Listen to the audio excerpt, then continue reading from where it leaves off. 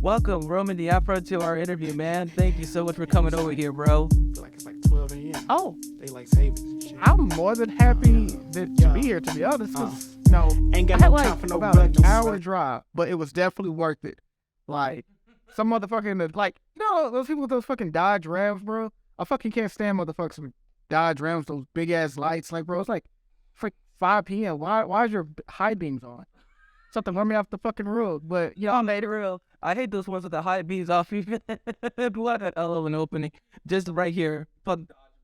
yeah, I heard that the fucking hate Dodge. If you drive a Dodge Ram, you're like my worst enemy now. Like, I don't like it. That's like 90% of the Texas folks, right? We didn't know right here. You might could just say Texas right now. But, Oh my God. Ladies and gentlemen, as you can see, we have Roman Diapro in the building. You want to give yourself a little bit of an introduction, man, who you are, like a little bio? We've heard both. I'm Roman DeFro. So, Roman DeFro, I'm from Dallas, Texas. Born and raised straight out of Triple D. I fucking love the music scene here. Lemonade and cheesecake is the best fucking thing on the planet, hands down. She agrees with me back there. I don't even know her, but she agrees 100%. So, yeah, man, it's like the best fucking thing. And, I love dogs and long and nice walks to the ghetto. And, yeah, pretty much, I'm a pretty cool dude. Spit that. Hell yeah, man. Already I'm loving the vibes on here, bro. Appreciate it, man. I want to start off start off with just like you in the music scene, man. Just how did that get started? So, yeah, I have to give it to my pops, man. He got me kicked off and started with everything. Like, I remember I was in high school, dude, and, like, we would basically had the studio in the garage. Like, not climate controlled at all. You know how fucking hot Texas can be, so we just in there sweating balls, man. It's just fucking crazy. But, he produced and made music, him and my uncle. And what I did was, one day, I used to, listen to, a lot of music and, write a lot. Not, necessarily just music per se, but I used to, listen to a lot, and I loved English literature and everything. And then one day, I was just like, fuck it, I want to give it a try at this shit. And, we took it from there. So it's always been like a thing for your family, man. So just like kind of, like a generational thing. Yeah. I respect that. What are some of your inspirations when you get for your music? Like, who do you listen to most often? Yeah, so besides, my dad being an influence of mine, because he showed me everything, from production to, engineering to a lot of shit, man. I can't, hands down, when I leave this fucking earth, I will always think that, man, I have nothing but love for my father for showing me that. But other than that, I have to say, man, Run the Jewels, shout out to fucking Outkast. They're hella fucking dope. I have to say Run the Jewels for sure, because, man, these guys are 40, I think pushing 50, and they have some of the best fucking shows ever. They had a show with Lord I went to with my friend Giselle back in 2017. And that was fucking incredible. They had to at least be in their 40s by that point. And it has, some of the best fucking shows. And lastly, I have to say Denzel Curry and Danny Brown. Really? Yeah, I'm a big Danny fan. I just love the fact that nowadays, especially, because back then, experimental rap music, it wasn't as prominent as it is now. I'm just glad that people, especially black people, are able to, make the music they want to fucking make and not be classified or oh, you're fucking weird, dude. Because I had, that, that little secret playlist you have tucked away that's just hidden that you don't tell anybody about. Oh, yeah, I had, a bunch of EDM and, Britney Spears and fucking, And if any fears a pop, I don't know why. yeah, I don't know, people thought I was weird. I was like, oh, Britney Spears, no, give me the fucking ox, bro. Pick the fucking Britney Spears, motherfucking ox. Fuck.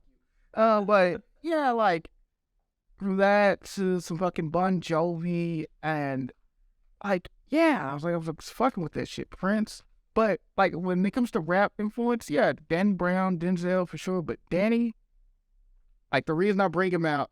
Bring him up is because he's just super fucking dope, and then he just recently has this project with JPEG Mafia, Scaring the Hoes. Yo, this is fucking wild, and I just like the fact that it just goes against the grain, it's not the atypical shit in hip hop. So I just think that I'm like, this is fucking great, you know? Like, so yeah, it was just Yeah, I respect that too. It sounds like you have a really wide catalog of like inspiration. You know, most people when they just like stick to one genre, they just stick to that one genre. But you seem to go bold, like you know, like you said, you listen to Britney Spears, EDM, and Bon Jovi, like some '80s classics right there. yeah. I'm curious, what are some EDM folks that you listen? Oh shit. So like I'm gonna have to say it's kind of hard. I like almost like I hate the fact when I forget the names, but like it's like some classic '80s stuff. So like synthwave kind of vibes. Yeah, like that. Hangers, like yeah, like well yeah, that look not called Doubt Punk. There's this old group, they didn't really get super popular, but they're called Planet Soul. They have this song called Set You Free. And I'm like, yo, this shit fucking bumps and this shit bumps in the whip. I'm like Zap. Is there like a Zap vibe type thing, like '80s techno? Yeah, like, and then, like, I had, like, a lot of old, like, techno records at my crib. Like, so if you ever been to my crib or see me do live streams or anything, I have a bunch of, like, techno records I picked up from this old music workshop in the area I lived in before they closed. And I was like, oh, shit, I'm just gonna grab a crate of this shit and, like, sample this shit up and chop it up and just, I don't know. But I found, like, some crazy shit in there. But, yeah, from them, there's also... Damn, I'm trying to. It's gonna come to me. It's gonna come to me. What's his name? Like Zap? Is it Zap Roger? Or is it just or they both separate? Like there's no Roger. I don't think it's Zap Rogers, but there's this group called the Crystal Method. Yeah, they're pretty. I don't think that they're from the '80s though, but they're pretty fucking dope. But no, the Prodigy, the fucking Prodigy, like the Prodigy, bro, like the Prodigy. If anybody just loves like old techno, there. I mean, like if you don't know much about the Prodigy, they're an old UK group, electronic group, and they have some wicked shit. They actually back when fucking MTV was a big thing, they got their video band. It was called Oh, Slap My Bitch Up. yeah, First person wire. yeah, I remember that video. It was like a first person point of view, and you just see her.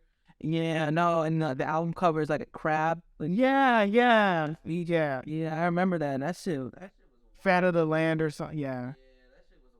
Yeah, one of my favorite fucking visuals in the music video to this day. Like, yeah. I kind of want to, speaking of visuals, man, I kind of want to talk about, because this kind of brings back some, because I don't know if you remember, but I was looking through my Instagram today, and today's the 1 year anniversary of the shoot of the cruise. oh yeah, dude, yeah, I remember. Bro, that shit was wild, man. I just want to talk about the whole video cruising, man. First of all, again, it was a whole year ago, man, but thank you for inviting me to there. I feel you, and then like this little behind the scenes that I got to do in like the shoot, man. Those were just really an amazing opportunity. So thought of by saying thank you to that, and just really like I just kind of like want to dig a little bit more into the whole visual of cruising, because that was such a really just a dope visual of how that worked out. You were some of the process behind that. So the first process, it was getting the fucking car.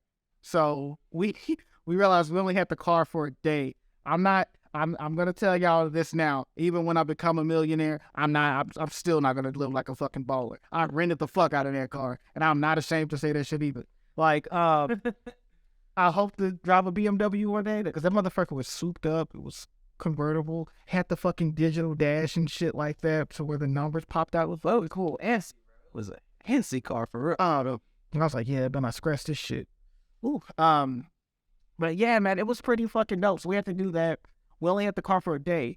Technically, it was going to be a 2-day shoot. It was going to be, but we had the car for a day. We couldn't get the same car because we planned on doing a more, because I have a more, my videographer, shout out to McKill. He was like, yeah, you have a more vintage kind of style, and that's the vibe the song's going for. So we're going to get like an old Mustang from the 70s. The issue was the car, we were going to go rent it. That the couple of days before, the guy said it wasn't ready for rent. And I was like, fuck, that would have been so fucking cool. But I mean, it still worked out, because it was like, this car was a drop top convertible. And, you know, I know I'm talking about the car lines because, you know, the song itself or the song is called Cruising. But, you know, I like to, before I even meet up with a videographer, before we even talk and I figure out who's going to shoot it, I like to type up my own script first. And then, cause I don't know, like, I don't like just going in blind and, Sort of run a gun it. yeah, like, I mean, certain things, yeah, when I was doing Freestyle Fridays, sure. But, like, when my official videos, I'm like, hey, this is an official video. They take time and dedication, and I don't drop these too often. So I'm like, I'm playing this shit out properly. So I always type up my script first, and then I go over it with the video, whoever's the videographer, because I don't like the fact that I just like, okay, give it somebody else all your ideas. Like, hey, this is my song here. You have all ideas. I'm like, no, that's not a collaborative effort. So yeah, I typed up the script. Me and my videographer went over it. We were like, yeah, okay, who's gonna be the extras? Well, I was figure out always my method. Always get ask more extras than I need, because people are always gonna drop out. Things are always gonna happen. So that way you have enough people. And I'm thankful for everybody that came out. Like I said, like yourself, I really appreciate it. And yeah, we just got there, we shot that day. And then, I'm not gonna lie, halfway through the shoot, I don't know why they thought this was a good idea. I can't remember who offered. I took like some edibles in the middle of the shoot. Dumbass idea. Because there was a point of time where, I was just driving and I was like just so happy that day. And I was just driving and it's like the top down. It was a nice breezy day. And I'm just sitting here like, fuck, I'm just driving. I'm just cruising and driving and shit. People are calling like, hey, we just pulled up to the shoot. Where you at? I'm like, I'll be there. 30 minutes later. Say, where you at? I'll get there. It was just, I was just like, I don't know. I was just enjoying it. It's to the point, my friend Josiah is like, hey, yo, I think we probably should go back. I was like, oh, yeah. By the point, we're like 40 minutes from the fucking shooting location. And then I was like, yeah, let me GPS this shit to get back. Finally go back. And then, I think with that shoot, it was the most simple shoot that I've ever had. Like, out of all my official videos, it was the most simple because it was like, we're just in the car, videographer, like, just mounted his camera. And it was just all just everybody vibing. And it helps that people knew the song and stuff as well, because I set them the lyrics and everything. And yeah, that pretty much was the basic premise. Like, I didn't want it to be overly complicated. I wanted it to be all simplified, from the song to the visual to everything that's involved. I was like, it's very simple, cruising. It worked out well. Like I said, the video looks fantastic, man. It definitely gives off like the like that 90s vibe. Like, it got the feeling of like an early Snoop Dogg video. Yeah. Like, it, in the car, with that whole like chill vibes. And y'all got that game lock on T for real. Yeah. And then now you went from there. Now you knew his visual. Now we in the party. Yeah, we vibed. Yeah. Vibing, man. I'm sorry. No, we vibe around. We vibing. I need to edit that out. That visual, man. You went from cruising to vibing. It's just the variety was just there. Yeah. Like, y'all had a whole house party, man, and y'all just had it on lock, man. So that was a really good visual, right? Yeah. Huge congratulations to that too. Thanks, man. I had so much fun that day too. Like, I love shooting videos. Like, man, it's just like not shooting myself, but like actually get involved and everybody involved. Like, it takes a lot of planning and cooperation. This one was the most technical and most, I think, difficult to shoot because there was just so many elements at play.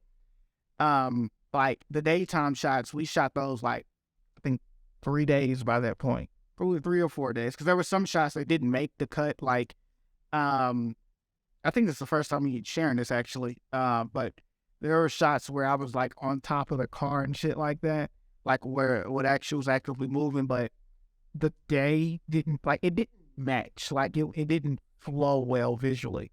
So basically, we had like 3 days where we were like shooting, daytime scenes where we shot on the roof of my crib. Then, we shot at Sonic. We were going, my videographer came up with that idea. Was like an Amine vibe when he had, bad thing. Hannah. Caroline. Yeah, she's so helpful. Awesome. What is her name? My name's Denise. Denise. Shout out to Denise. Fresh new plug her in. Shout out to Denise. But yeah, so Thank you, Denise. here it is. But yeah, Caroline, that was a great inspiration with some of the daytime shots in Sonic. Um, it's funny because like with shooting music videos, especially in public, how people are just like, oh, I wonder what the fuck they're doing. It's like, oh, let me just fuck with them, and then people just stop completely what they're doing, almost causing fucking wreck. But The shot. yeah, you gotta do what you gotta do. So from that to like the nighttime scenes, that was an entire fucking vibe. Like, I didn't expect that many people to show up. So everybody that was involved, I thank y'all. Cause I was like, damn, like I know some people were like couldn't make it. So I was like, fuck, I don't know. Am I even gonna have enough people to like fill the room? But like luckily people were just coming in, and like it was to the point where people got there early. I was like, oh shit. So, we just got drinks, ordered some food and stuff, and everybody just had a great fucking time. Like, it got to a point where it didn't even feel like a music video shoot. It just felt like a fucking party, And, like, the video was extra, but then we got those parts, we got the lights and stuff. Then I came up with the idea, like, during the second part of the verse, like, I wanted them, like, to mouth the words. And the editing process, it took a little bit of time because we have to make sure it was planned out properly. And ultimately, I think everything came together really well. Shout out to McKill. Heck yeah, man. Shout out to McKill. We're hardworking videographer and then just over there in the game doing his thing, man. Mad respect to him. When it comes to, when you talk about your whole creative process with talking, and just like, writing it stuff down, planning it, editing it, what would you say would be the your most difficult process? Like when you hit a creative block, when you start, is it like early in the stage where you're just writing stuff down and just planning your whole next song, whether the theme or something? Or is it along the way, taking stuff out, making the beats? Are you talking about just like with the visuals or just a creative standpoint in general? With a creative standpoint, you said, okay, music. Oh, yeah. So it ultimately, I'm like, dude, I know this is a very cliche thing to say, but it's about the fucking vibe, though, man. Like, you have to be in at least a decent mood, at least in my opinion, to harness the best of your abilities, in my opinion. Now, mind you, if I'm like pissed off, I'm like, okay, I'm gonna make a song where I'm like mad as shit. But at the same time, it's like whatever you're feeling, you have to harness that and put it into your craft 100%. You can't be distracted. You can't have anybody bothering. You have to dedicate it to that. Like when I know I'm getting in my creative mode, I put my phone on do not disturb. If it's an emergency, call 911. I put my fucking dog out my room or the studio room, and I'm just like, hey, I'm fucking locked in for at least a couple hours. And I at least block myself off because I don't want anything to interfere with me. I don't need anything but this. And I know, like, sometimes it's a struggle. Sometimes you do get a creative block. And if you do, don't try to force your way through that block. Go do something else. Take a walk. I don't know. Take a walk outside. Go smoke or something. Have a drink. Masturbate. Do whatever you have to do. So I'm just like, whatever you fucking have to do. Just get your mind off of things. So the thing is, once I sit down and I'm writing and I'm drafting everything, I figure out like, hey, am I going to be the one making a beat or somebody else going to be making a beat? What is your move? What is your overall goal that you're trying to accomplish? What is the topic? What is the thesis per se, as like they would say in like English class before you're writing this? Or sometimes I'm just like, I forgot which comedian said this, how they'll write their material, and when they're writing their material for their stand-up show, they'll find the most funniest line and they'll erase everything else and write from the most funniest line. Because at least if this is your most funniest joke and you take it from there and you write from your most entertaining joke, the rest of your fucking show's gonna be great. And I try to utilize that method as well with my music. Not all the time, but a lot of times it's like, to me, I feel like with music, it can be very oversaturated. So it's like, what makes you fucking good? Yeah. Like, sure, you struggle, you came from this, you came from that. So does every fucking body. Everybody has a story to tell. What makes yours so fucking important? Like, so the thing is, you have to harness yourself. You have to have a character to your music. Why should people listen to you versus 10,000 other motherfuckers who just dropped on Friday? You know what I mean? So, like, I try to sit there and harness everything to the best of my ability with my craft. I sit down and I get the shit done. And if I can't, like I said, I will do something else until I come back inspired. Right. It's all a natural process, and that's one thing that I kind of want to touch on. It's like, that's always been the struggle part, and I always sort of realized that the ones that make themselves stand out, the exact, like, sort of what you said, there's 10,000 people that drop their song on Friday makes what makes you different. I kind of see like the most success people are the ones that get the most attention, are the ones that are most genuine with themselves. Yeah. We'll talk about like, shout out, sort of an example I could like to bring up a little bit is with Psyche. Shout out to Psyche. Yeah. His song, he'll say his fault. Like, he'll say, yeah, I dropped out of high school like 8 times. Yeah. I mean, or like an X amount of times. He's not ashamed of his failures type thing. I don't want to this is not a bash to his character, but it's just showing like he, had being genuine with himself and willing to show himself his true 100% self to the stage, to his songs, to his craft. And I think that's really one of the things that I feel like it really makes the ones that stand out, or the ones that get, that are most happy with their music, or most satisfied, like they get the most attention, are the ones that are most genuine with themselves. They're true. And that's the kind of going off with you, man. Like there's always, some people out there that want to pull up the front, try to pretend that they're making much money, more money than they actually make. That they take their struggles and times 20. That's another thing I'm seeing. Where, I mean, don't get me wrong, life's tough, but there's some folks that take their struggle and maximize times 20 on that. Just like it to sound like, there's stuff like that or something like that. And those are the guys that I see that just, for lack of better words, fall fast. Yeah. They'll worry more about the numbers than like they worry more about the numbers on Friday than like, I dropped the song and at least I have, have this person right here that liked it, this person right here that always likes my music before liked it again. You know what I mean? Yeah. I respect that you said that. And also, shout out to Psych, because I respect the hell out of that guy. Because the thing is, I always see his work ethic, and it shows a lot for somebody, to say like, oh, I dropped out this many times in this or X amount of times. Or whatever the matter may be. But that doesn't really define your character, like, at the end of the day. Like, you're more than that. Like, it's whatever you make of it. You make your own destiny.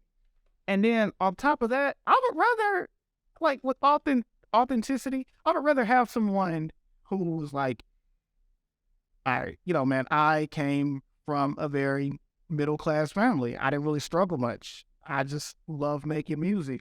I would rather them say that than say, oh, man, my pops was an asshole and my mom wasn't this, they never helped. It's like, whatever story your story is, because it's your story. Because some people that struggle probably can't relate to somebody who came from that. And you may have a different perspective on life. So people actually want to hear your story. So, right. And just be true to yourself at the end of the day. It's all about being true to yourself. How is being, getting into music and a musician kind of impact your way of life, sort of like thinking, like how you go around every day? Yeah. So it's funny because, like, with the music, like, it's changed my perspective so fucking much. I used to be that, like, quiet kid in the back of the class, and most people never fucking believe me. They're like, bullshit, you loudmouth, little loudmouth bastard. You're with sample quiet. There's no way I'm fucking believing you're quiet. Like, I'm like, nah. Legit would just sit there, and I would sit in the back most of the time because my hair was always blocking the fucking way and I didn't feel like hearing shit about it. So I would sit in the back, do my work, mind my fucking business, stay out of the way, didn't really like talk to people. But, I started doing more like extracurricular activities in school to kind of open me up a little bit more. But like, once I got into music, I was like, holy shit. Like, I just have like this new take on life. Like, I felt more outgoing. I felt like socializing more. 90% of the time, like before I met like my little group that I chill with and hang with, like my friend Chill and Devon and all them, I was going out to 90% of shit myself. I was like, I don't need nobody going with me. I'll just, fuck it, I'm here. Like, this is a fucking vibe. So, like, what I can say is it's definitely made me more sociable. Definitely giving me a new perspective on shit. And I realized, too, like, I mean, I know it's the sin is coming, but yeah, this shit is not easy at all. So this shit is not easy. Like, oh no, like, no cap. Like, there's times where I'm like, oh yeah, this gonna be it. This gonna be it. And you drop for shit like, that wasn't it. But or there's like points of times where, you know, you're out, you're trying to perform a song, you think it's gonna do this, and I'm like, that didn't turn out as exactly how you thought. But it just takes from mentality in the sense of like, you gotta go get it. Like, you gotta work for it, no matter what the fuck you do. I don't like even in a sense if you came from like money and shit like that, like, yeah, because the end of the day, here's one thing I've learned, and I learned this shit from my economics teacher. Like, one thing that I learned, like, versus someone who struggled, versus someone who came already prepared in life, and their parents, you know, got them already, they're already prepared. One thing you can separate from the two that they can never live down no matter what is the fact that they came from money. And they can never live that down. And the saddest thing about it, no matter, they have to work hard just to get out of that shadow. So, but like, regardless, like, I just know, I'm like, hey, the shit is work. But it's fun work. It's work in a sense of you have to go out and do what you have to do.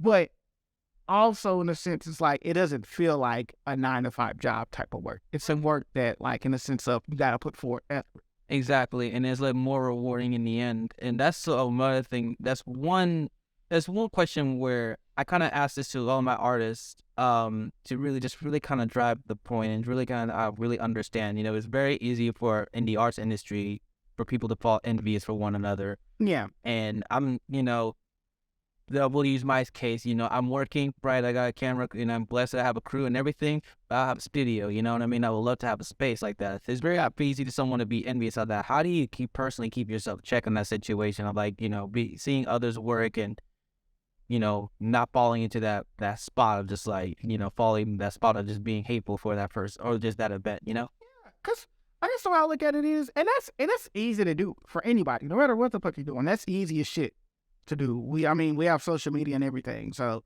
it's easy to look at other fucking like, damn, I wish I had that. Right. But believe it or not, like, most people don't believe that whatever they have, some people want that shit. Some people like driving, like, if you're driving a beat up ass Honda Civic right now, there's somebody who wants your beat up ass Honda Civic because they're riding a bike or a skateboard right every fucking day. You will be surprised. But and they listen to you for sure. Yeah, sure. So that's the way I look at it. I know sometimes I'm like, damn, like, what if I work just a little bit harder? I could be there. Or what if I work just a little bit harder? I could be where this person is. You don't fucking know at the end of the day. Some shit is due to pure circumstance. The reality of it is sometimes, like, you do what you have to do, and if you truly want some shit to like to happen, you're gonna make it happen. But the reality of it is, sometimes we are creatures of circumstance. Whatever circumstances are, we have to do what we have to. We have to do what we got to do at the end of the day. And the thing is, how I help myself with that, I'm just like, you know, like, I'm proud of this person because I'm pretty sure they probably worked just as hard, if not twice as hard as me, if not 3 times as hard. And that just shows me, like, if a motherfucker that looks like me comes from the same place can do that, why can't I? You know, you can do it too. Like, you actually can. I'm not even on no, like, super positive, like, oh yeah, Gary Vee type shit, but, like, no, you actually can fucking do it. Right.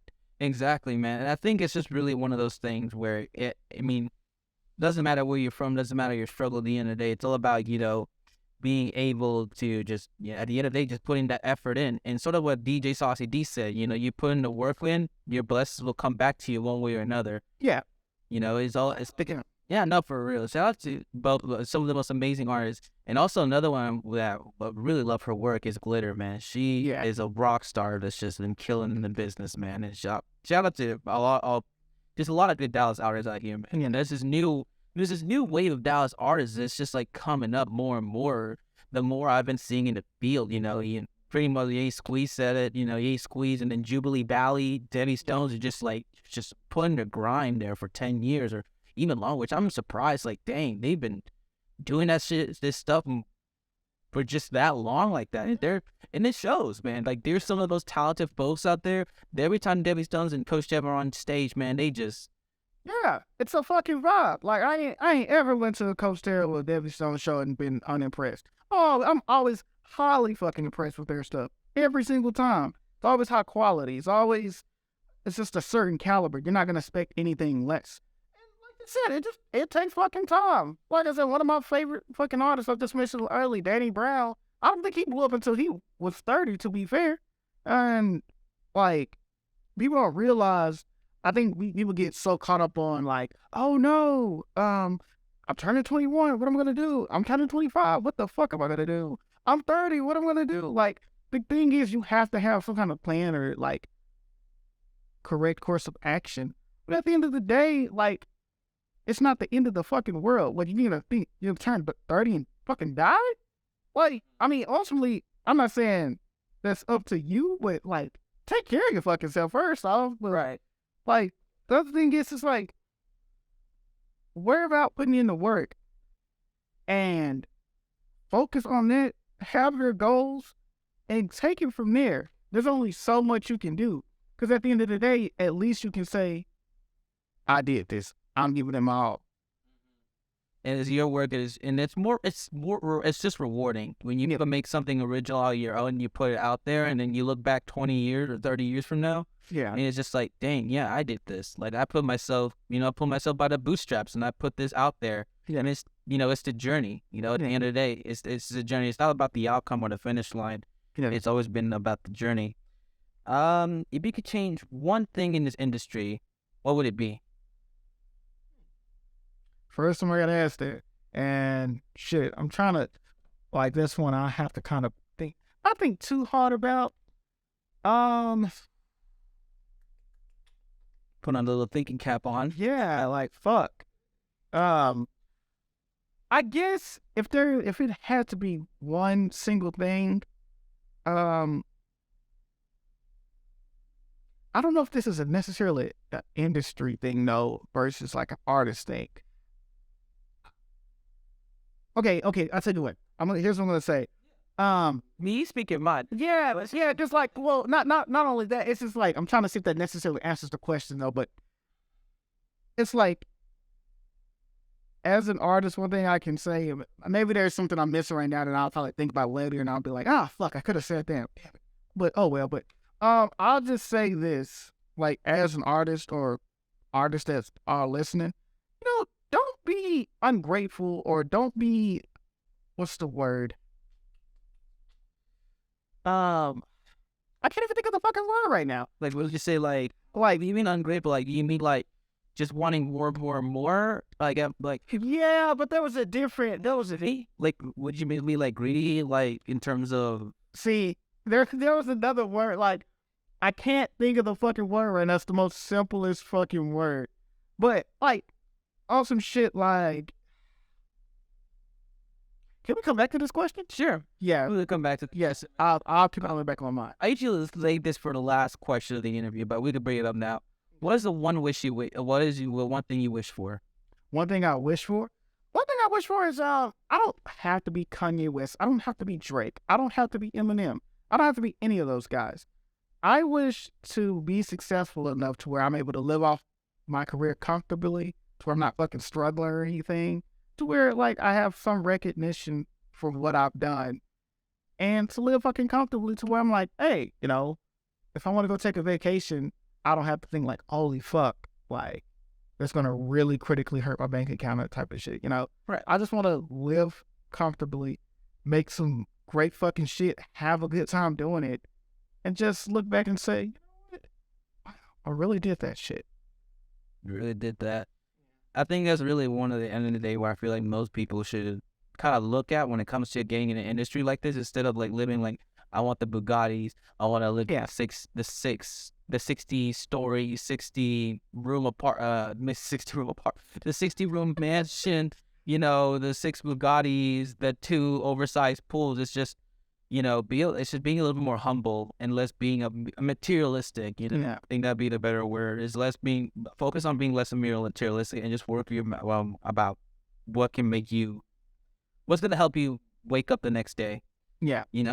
Other than that, man, I think that's pretty much all we're said. You want to go back to that question? Yeah, because I got the word. I was like, but before I move on, what the fuck do you do with 60 rooms anyway? What the fuck do you do with 60? I mean, like, sure, it's It's just for name, just to show off. yeah, Like, at the end of the day, I feel like when those big purchases like that, or when people show off like that, like, no diss on anyone on like that, man, but like with jewelry or like their cars or like their clothes or anything like that, it's more for insecure. Like, they're just making up for something that they just feel insecure about. At the end of the day, I think part of it too, like, I know it comes from some people that's never, like, don't had that certain type of shit, because you just, like, when you've never had anything, you'll spend money out of control. Like, that's what I think is the moment that I'm making way more income and I know there's a lot of money coming in, I'm getting a fucking financial advisor, because growing up, money, like, was always tight. But not only that, I feel I'm not really like a frivolous spender, but still I would want, to have some kind of financial advisor, because, like, with that much money coming in, you're not used to it. Most people think this shit is infinite, but you can lose that shit in a blink of an eye. But yeah, I think I honestly still dress the fucking same, honestly, with fucking millions of dollars, to be fair. Right. And jewelry, I've never been a jewelry guy either. But to your other question, the word was entitlement. I don't know why the fuck I couldn't think of that. I was like, greed. Greed? Nah, it's not fucking greed.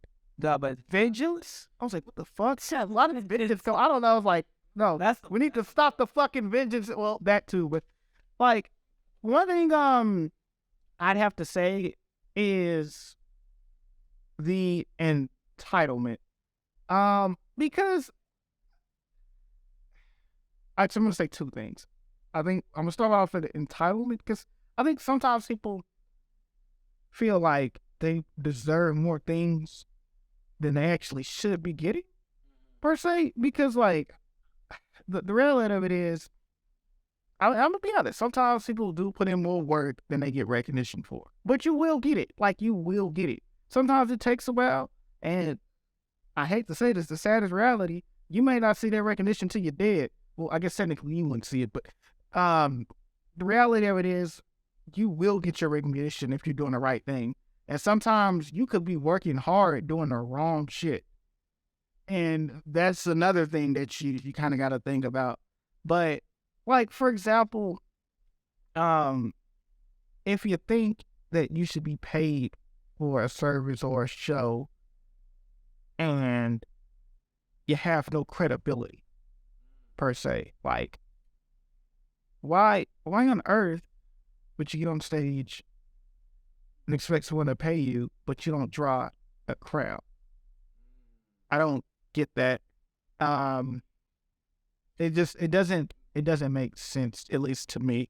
Because the way that I look at it is, it's not like any, like, a diss.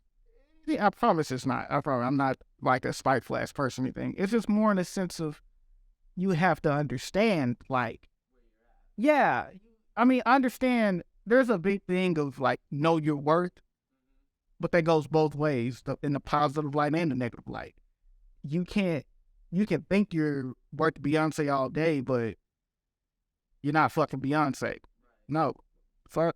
No. You're still playing at a bar at, Yeah. at like on a Tuesday night. Yeah. And that's the thing, like, recognize that. You're playing at a bar at Tuesday night. Don't be ashamed of that. Recognize that. And see how can I get from playing from a bar on Tuesday night to, maybe selling out a show with 30 people. Right. Okay, how can I get to that 30 or 40 now that I'm doing that, to a little venue where I'm selling out tickets to 100 and 200 people? Just work from there. Don't lie to yourself. that's not gonna help you. True. That's just lie. True. No, and I like that. It's like taking one step at a time, instead of going, from like, oh, they playing from like 30 people, all of a sudden now I'm like reach for 1,000. It's like work for more realistic goals, Yeah. things that you can't achieve, and then you work towards them. I think that's really another thing too. That some artists need to like just kind of really see is like you have to recognize where you're at, and not that you won't get to where you want to be, but you have to work through it and be realistic about yourself. Don't think like, oh, I'm playing, at the bar Tuesday night. Next month, I'm gonna, the House of Blues should hire me, or Yeah, I don't. or like, we'll go extreme example. Get a show, get an opening at the Arlington the Arlington Stadium, or South by Southwest. It's like you have to you get there. Yeah. You just have to work through to get there. And also another thing is doing people right. You gotta do people right. Because I mean, I don't know, man. It's tough for me to say I believe in karma, but it does show you are what you give in the world. No. I think that's another thing too. There's some artists who would kind of recognize is that besides the entitlements, also like just do right by people and just try and be as much you can to be as respectful other people, others' boundaries, and just a lot of things, man. Just a lot of things. Just be kind to people at the end of the day, because it pays back. It really does. Definitely. Because now that you say that, like, image is everything. That's who we are as artists. Your image. Before people even listen to you sometime, they may see you somewhere. Or they may hear things about you.